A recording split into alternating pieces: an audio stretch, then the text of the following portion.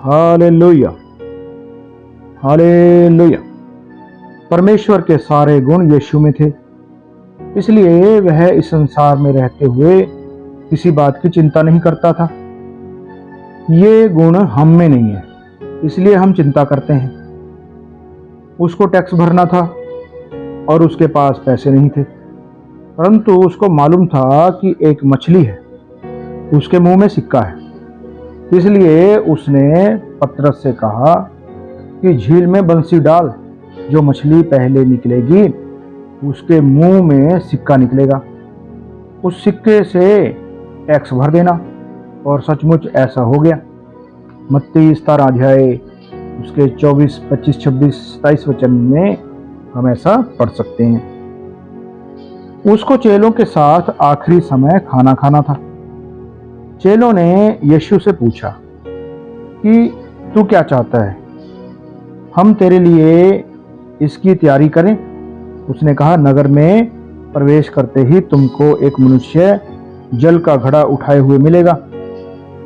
जिस घर में वह जाए तुम उसके पीछे चले जाना और उस घर के मालिक से कहना कि गुरु तुमसे कहता है कि वह जगह कहाँ है जहाँ मैं अपने चेलों के साथ फसह खाऊं, और वह तुम्हें सजी सजाई बड़ी अटारी दिखा देगा, वहाँ पर तैयारी करना।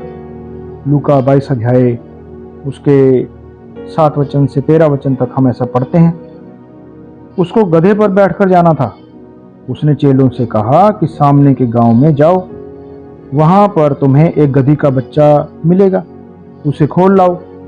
और खोलते समय कोई कहे कि इसको क्यों खोलते हो, तो कहना कि प्रभु को इसकी जरूरत है, फिर कोई मना नहीं करेगा।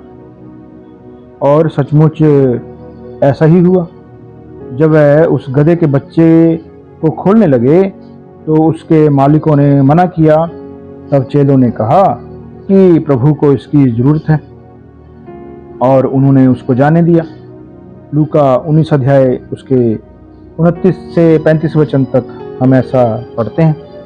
और भी ऐसी घटनाएं हैं जिनसे प्रकट होता है कि यीशु के पास समय में कुछ भी नहीं था, फिर भी उसको किसी बात की बिल्कुल भी चिंता नहीं थी, क्योंकि कहाँ पर क्या रखा है उसको मालूम था।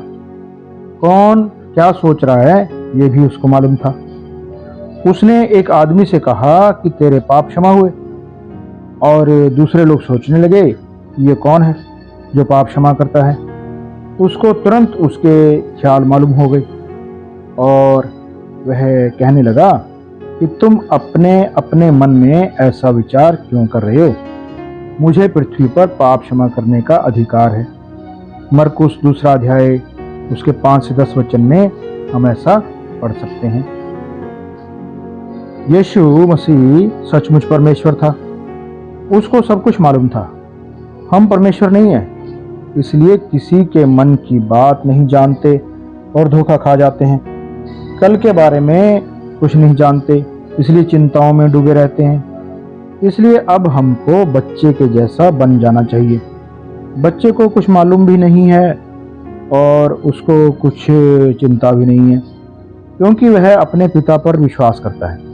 हमको भी कुछ नहीं मालूम कल क्या होगा, लेकिन जो कल के बारे में और हमारे भविष्य के बारे में जानता है वह हमारा पिता है। उसका नाम परमेश्वर है। हमको उस पर विश्वास करना है। हमारा भविष्य हमें नहीं दिख रहा है, परंतु उसको दिख रहा है, और हम उस पर विश्वास करके आराम कर रहे हैं, क्योंकि वह हमारा पिता है। पिता बच्चे के लिए सुंदर योजनाएं बनाता है और बच्चा उन पर विश्वास करके खुशी मनाता है। स्वर्ग जाने के लिए बच्चे के जैसे बनो। Hallelujah, hallelujah.